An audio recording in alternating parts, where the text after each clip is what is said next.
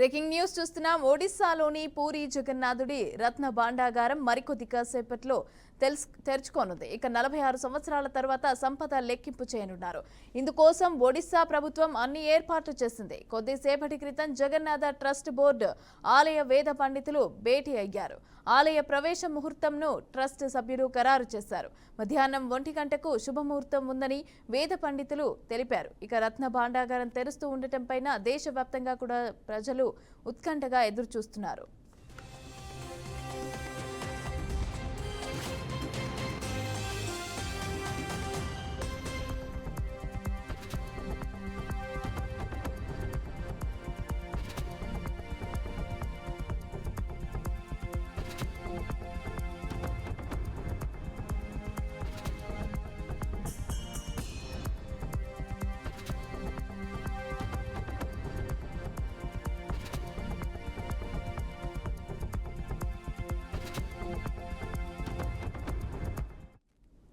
ఒడిశాలోని పూరి జగన్నాథుడి రత్న భాండాగారం తెరవాలని జస్టిస్ విశ్వనాథ్ రథ్ అధ్యక్షన 16 మందితో ఏర్పాటు చేసిన కమిటీ అయితే నిర్ణయం తీసుకుంది. అయితే ఈ క్రమంలోనే ఇవాళ మధ్యాహ్నం రహస్య గదిని తెరవనున్నారు. Somnath committee, Jagannath trust committee, reserve bank అధికారులు ఆలయం వద్దకు చేరుకున్నారు. రహస్య గదిలోకి 16 మంది సభ్యుల బృందం వెళ్లనుంది. నిపుణుల పర్యవేక్షణలో రత్న భాండాగారంను అధికారులు తెరవనున్నారు.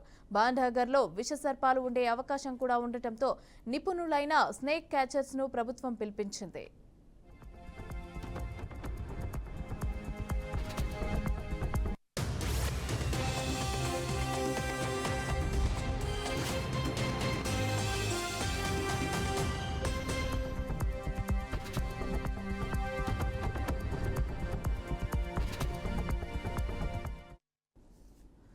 పూరి రత్న భాండాగారంకి పూజలు ప్రారంభమయ్యాయి. రత్న భాండాగారంకి రక్షణగా ఉన్న లోక్నాథ్ దేవ్కి నాగదేవతకి వేద పండితులు పూజలు చేయనున్నారు. ఇక అనంతరం పూరి జగన్నాథ్ క్షేత్రంకి రక్షణగా ఉన్న శివదేవుడు అలాగే లోక్నాథ్ దేవ్, శివదేవ్ నాగదేవత అనుమతి తీసుకోనున్నారు. ప్రత్యేక పూలమాలతో శాక్సోత్రంగా పూజలు నిర్వహిస్తున్నారు. ఇక పూరి ఆలయానికి చేరుకున్న ఎన్డీఆర్ఎఫ్ బలగాలు భాండాగారం ఆలయ గది తలుపు తెరుచుకోకపోతే ప్రెషర్ మిషన్ ని సిద్ధం చేశారు. అంతేకాక భారీ సెర్చ్ లైట్స్ అలాగే ఇతర పరికరాలను కూడా సిద్ధం చేసుకున్నారు.